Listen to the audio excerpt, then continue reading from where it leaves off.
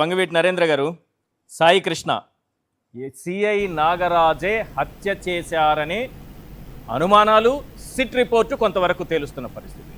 Kranti Kumar CI Nagaraju వేధింపులకు అతను పెట్టేటటువంటి టార్చర్ భరించలేక చావడమే బెటర్ అనుకొని ఆఖరికి సెల్ఫీ వీడియో తీసుకుని చనిపోయినటువంటి వ్యక్తి. ఈ రెండు కేసుల దర్యాప్తు సక్రమంగా సాగుతోందనుకుంటున్నారా?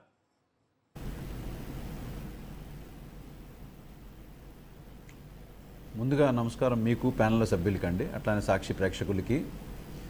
ఈ విషయాన్ని మొట్టమొదటి రోజు అంటే మేము సామాజిక మాధ్యమాల్లో సోషల్ మీడియాలో చూసినప్పుడు పోలీస్ స్టేషన్ దగ్గర హ్యూమన్ రైట్స్ కమిషన్ వాళ్ళు వెళ్ళటం, అక్కడ కొంచెం ప్రెస్ మీట్లా పెట్టి ధర్నా చేస్తున్నప్పుడే వెంటనే నేను ఎంక్వైరీ చేయడం జరిగింది. ఏంటి ఈ స్థాయి వరకు ఎందుకు వచ్చింది అంటే ఎవరికి కూడా తెలియకుండా అప్పటికే ఒక దాదాపు 30 రోజులు గడిచిపోయింది. అంటే పోలీస్ స్టేషన్లో ఎవరు రెస్పాండ్ అవ్వలేదు. ఇంకా రెండోది ఏంటంటే వీళ్ళు ఆల్రెడీ వాళ్ళ తల్లిగారు సిపి గారి దగ్గరికి వెళ్ళి లెటర్ ఇవ్వడం జరిగింది. అక్కడ కూడా ఎటువంటి రెస్పాన్స్ లేదు. తర్వాత ఆవిడ అడ్వకేట్స్ని అప్రోచ్ అయ్యి లాస్ట్కి ఫైనల్గా వాళ్ళు హైకోర్టులో హెబియస్ కార్పస్ పిటిషన్ వేస్తే కానీ అప్పుడు మొదలైనటువంటి ఆ యొక్క చలనం కొంచెం మొదలైందనమాట. దాని తర్వాత మాకు విషయం తెలిసి వెంటనే వాళ్ళ మేనమావల్ని, వాళ్ళ తల్లిగారిని అందరినీ కూడా కలిసి మాట్లాడిన తర్వాత వాళ్ళ ఉద్దేశం ఏంటంటే మాకు చాలా పగడ్బందీగా ఈ ప్రభుత్వంలో న్యాయం జరుగుతుంది. ఎందుకంటే మేము పవన్ కళ్యాణ్ గారిని నమ్మి ఓటేశాము. ఆయన చాలా నిష్పక్షపాతంగా, చాలా ధైర్యంగా, ఎటువంటి ఇది లేకుండా, పక్షపాత ధోరణి లేకుండా మాకు న్యాయం చేస్తారనే నమ్మకంతో వాళ్ళు దాదాపు ఎవరి ద్వారానో పంపించడం, కబురు పంపించడం అన్నీ జరిగినాయి. ఇటుపక్క ఫైట్ చేస్తూనే ఉన్నారు. సరే, మాకేంటంటే పార్టీతో సంబంధం లేదు. ఇక్కడ జరిగింది అతి ఘోరమైన విషయం ఏంటంటే చంపిన తర్వాత లాకప్ డెత్ జరిగింది. అది ఏ పరిస్థితుల్లో జరిగిందా, ఇంట్రాగేషన్ చేస్తున్నప్పుడు జరిగిందా, అతని మీద 30 కేసులు ఉన్నాయా, 40 కేసులు ఉన్నాయా, ఇవన్నీ మనకు సంబంధం లేదు. అడుగుతుంది ఏంటంటే ఆ తల్లి మొదటి నుంచి నా కొడుకుని నాకు అప్పగించండి అన్నప్పుడు నీ కొడుకు ఉన్నాడని మొదట చెప్పారు. తర్వాత ఆవిడ మాటల్లోనే ఉంటుంది నీ కొడుకు చనిపోయాడు అనుకో అని చెప్పి అన్నారు. ఇవన్నీ జరిగినాయా లేదా మనకు అనవసరం. ఆవిడ అడుగుతుంది ఏంటంటే డెడ్ బాడీ మాకు ఇవ్వండి, డెడ్ బాడీ ఇస్తే నా కొడుకుని చివరి చూపుగా నేను చూసుకుని నేను దానం చేసుకోవటం, మా సంస్కృతి ప్రకారంగా ఏదైనా కానీ మా పద్ధతి మేము ఫాలో అవుతాం. ఆవిడ తిరిగి చేసి ఎన్ని ప్రయత్నాలు చేసినా అవ్వనప్పుడే, అది ముఖ్యంగా రాంబాబు గారు, అంబటి రాంబాబు గారు, నేను వాళ్ళని పరామర్శించి మాట్లాడి అక్కడి నుంచి జగన్ గారికి చెప్పిన తర్వాత జగన్మోహన్ రెడ్డి గారు ఎంటర్ అయిన తర్వాతే ఆ కేసులో చలనం వచ్చింది. అప్పటి వరకు రాలేదు. అప్పటి వరకు బేరసారాలు మొదట 50 లక్షల వరకు వెళ్ళింది, ఆ తర్వాత ₹1 కోటి దాకా కూడా వెళ్ళింది. దీని వెనక ఉన్నటువంటిది ఎవరు, వ్యక్తులు ఎవరు అనేది వాళ్ళ కుటుంబ సభ్యులే పేర్లతో సహా బయటపెట్టడం జరిగింది. ఇన్ని జరిగినా కూడా జనసేనలో ఉన్న వాళ్ళే సిపి గారు దీని మీద ఒక్క జనసేనలో ఉన్న వాళ్ళే అని మీరు అంటున్నారు, రజనీ గారు అంటున్నారు. కానీ ఒక విషయం ఏంటంటే ఇదే జనసేన అధినేత మన డిప్యూటీ సీఎం గారు ఒక నేరస్తుడికి నేను సపోర్ట్ చేయాలా, ఒక నేరస్తుడికి నేను ఎందుకు సపోర్ట్ చేస్తానని అంటున్నారు. అతనిపైన పోక్సో కేసు ఉందని చెప్తున్నారు. కరెక్టే, ఆయన అన్నమాట కరెక్టే. ఎందుకు అవును, పవన్ కళ్యాణ్ గారు అన్నమాట కరెక్టే. ఎందుకంటే పవన్ కళ్యాణ్ గారికి వచ్చిన స్క్రిప్ట్ అదేనండి, నువ్వు ఇదే స్టాండ్ మీద ఉండాలి, ఇదే స్టాండ్ మీద మాట్లాడాలి, అంతవరకు సార్. ఆయన రోల్ అక్కడితో అయిపోయింది. స్క్రిప్ట్ ఏంటి? నిజంగా పవన్ కళ్యాణ్ గారు అనే ఆయనకి తనకు నువ్వు ఈ యొక్క పర్టికులర్ క్యారెక్టర్ని ఒక రౌడీ షీటర్గానే నువ్వు చిత్రీకరించుకోవాలి, నీకు సంబంధం లేదు. ఎందుకంటే వైఎస్ఆర్ కాంగ్రెస్ పార్టీ దీనిలోకి వచ్చింది, ఈ కేసును బయటికి తీసుకొచ్చింది.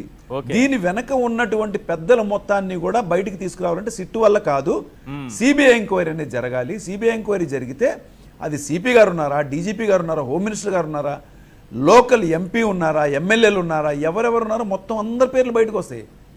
ఎందుకంటే ఒక వ్యక్తిని సాక్ష్యాధారాలతో సహా అక్కడి నుంచి టోటల్గా ఎలిమినేట్ చేసేసారంటే, వెదర్ ఇట్ ఈ సీసీటీవీ ఫుటేజెస్, బాడీ కానీ లేకుండా, యాషెస్ కూడా లేకుండా, ఏమీ లేకుండా చేశారంటే తప్పనిసరిగా దీని వెనకాల ఉన్నటువంటి కుట్ర కోణం ఏంటిదంటే అది కేవలం ఒక రౌడీ షీటర్కి ట్రీట్మెంట్ ఇచ్చింది కాదండి. అది అతనితో పాటు ఉన్న వాళ్ళందరినీ కూడా వీళ్ళు వేరే పర్పస్కి దేనికి వాడుకుంటున్నారు.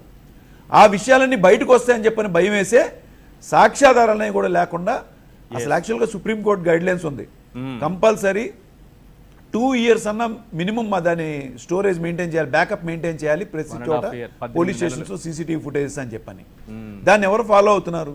ఇక్కడ ఆల్మోస్ట్ 1 year పాటు తీసేశారు. ఇందాక మీరు అంటున్నారు కూడా కదా, ఎప్పుడైనా కూడా 1 year పాటు తీశారంటే అసలు అప్పటి నుంచి ఇప్పటివరకు ఎన్ని లాకప్ డెత్లు జరిగినాయి, ఎంతమందిని ఇట్లా హింసించారు. ఈ ఇన్సిడెంట్ అనేది స్టార్ట్ అయింది May 6th. అవును, May 6th స్టార్ట్ అయితే 1 month తీయాలి, కానీ వీళ్ళు 1 year బ్యాకప్ మొత్తం కూడా ఎలిమినేట్ చేశారు. అంటే ఈ 1 year నుంచి కూడా అనేక అరాచకాలు జరుగుంటాయి, ఎన్నో విషయాలు బయటికి రాలేదు. దీని వెనకాల తప్పనిసరిగా టాస్క్ ఫోర్స్ ఇన్వాల్వ్ అయిందంటే కృష్ణలంక పిఎస్ అనేది అసాంఘిక కార్యకలాపాలను ప్రోత్సహించేటటువంటి కానిస్టేబుళ్ళు, అక్రమ వసూళ్లు, దందాలు, కస్టోడియల్ టార్చర్లు, నేరస్తులతో మళ్ళీ నేరాలు చేయించడము, వాళ్ళతోనే సన్నిహితంగా మెలగడము, తర్వాత వచ్చి ఈ స్పా సెంటర్ల నుంచి డబ్బులు వసూలు చేయడము, ఇవన్నీ చాలా ఆరోపణలు వస్తున్నాయి. ఆ ఇద్దరు హెడ్ కానిస్టేబుల్ మీదే కాదు, చాలా మంది పైన ఉంది. వాస్తవానికి అది ఉందా కృష్ణలంక పిఎస్లో? ఇదంతా నడిపిస్తున్నది సిఐ నాగరాజా? సార్ ఈశ్వర్ గారు, ఎప్పుడైనా కానీ కొత్తగా ఒక ఎస్ఐ కానీ సిఐ కానీ ఒక స్టేషన్లో రిపోర్ట్ చేయగానే మొదట 1 నెల రోజుల పాటు as per rules, law and order rules ప్రకారంగా చాలా స్ట్రిక్ట్గా మెయింటైన్ చేస్తారనమాట. ఎట్లా అంటే అన్ని చోట్ల 9 o'clock కల్లా అన్ని షాప్స్ క్లోజ్ చేయడం, బార్లు ఏమైనా ఉంటే 11కి క్లోజ్ చేయడం, ఎక్కడన్నా అల్లర్లు జరుగుతున్నా ఏదైనా జరిగినా గబగబా తీసుకురావడం, వాళ్ళని ఎవరన్నా రెఫరెన్స్లు ఇచ్చినా కూడా ఊరుకోకుండా కొట్టడం, ఇవన్నీ ఎందుకు చేస్తారంటే స్టార్టింగ్లో ఆ పేరు వస్తుంది, ఓ ఈయన చాలా స్ట్రిక్ట్ ఆఫీసర్ అని. బట్ దీని వెనక ఉన్నటువంటి విషయం ఏంటంటే ఈయనకి ఏం డీల్స్ మాట్లాడుకోవాలి, ఎంతకు మాట్లాడుకోవచ్చు అనేది దీని వెనక ఉన్నటువంటి ఉద్దేశం. ఈయన స్టార్టింగ్లో వచ్చినప్పుడు క్రైమ్ కంట్రోల్ పాయింట్ ఆఫ్ వ్యూలో ఆ ఏరియాలో ఉన్నటువంటి వెదర్ ఇట్ ఈస్ బ్లేడ్ బ్యాచెసే కానీ లేదా గంజాయి చేసే అమ్ముతున్నటువంటి వాళ్ళని కానీ వీళ్ళందరినీ కూడా కట్టడి చేద్దామని చెప్పని చాలా చేశారు, చేసి ఉండొచ్చు. కానీ అది ఆయన సిన్సియారిటీకి ఒక నిలుటద్దంగా నిలిచినటువంటి పాయింట్ కాదు. దీని వెనక ఆయన చేసినటువంటి ఇదేంటంటే ఎవరెవరిని ఇందులోంచి వాడుకోవచ్చు, తన అవసరాల కోసం ఎలా పెట్టుకోవచ్చు. మీరు చెప్తున్నటువంటి ఆ ఇద్దరు కానిస్టేబుల్ని తన అసిస్టెంట్లుగా వాళ్ళ దగ్గర పంపించి లావాదేవీలు కానీ దందాలు కానీ ఇవన్నీ రోజు రోజుకి పెరుగుతున్నాయి అనేది ఆల్మోస్ట్ వచ్చేసింది పబ్లిక్లోకి. ఎందుకంటే అదొక పెద్ద అడ్డా అయిపోయింది, సెటిల్మెంట్ల అడ్డా అయిపోయింది అది. లేకపోతే ఇవాళ వరకు ఇన్ని విషయాలు బయటకు రాకుండా ఎట్లా ఉంటాయంటే క్రాంతి కుమార్ అతను చనిపోయిన తర్వాత కూడా చాలా వరకు వాళ్ళ కుటుంబ సభ్యులు బయట పెట్టడానికి కూడా వాళ్ళు డైలమాలో ఉన్నారు. రైట్, ఎన్నో రకాల ఇబ్బందులు ఉన్నప్పుడు ఈ ఇతని దాదాపు 40 రోజులు పట్టింది, 40 days పట్టింది సాయికృష్ణ విషయం కూడా బయటికి తీసుకురావడానికి. ఆల్మోస్ట్ అదే 50 లక్షలతో కన్నా £1 కోటి సెటిల్మెంట్ అయిపోయి ఉంటే అసలు ఇవాళ ఈ కేసు ఉండేది కదా, మనం ఈ డిస్కషన్ కూడా చేసేవాళ్ళం కదా. అట్లా ఒక సిన్సియర్ పోలీస్ ఆఫీసర్ గెటప్ లో వాళ్ళు కానీ ఆ స్టేషన్ కానీ చేసినటువంటి దీని వెనక ఉన్నటువంటి అర్థం పరమార్థం ఏంటిదనేది ఇవాళ మనం అనేక అంశాల్లో చూస్తున్నాం.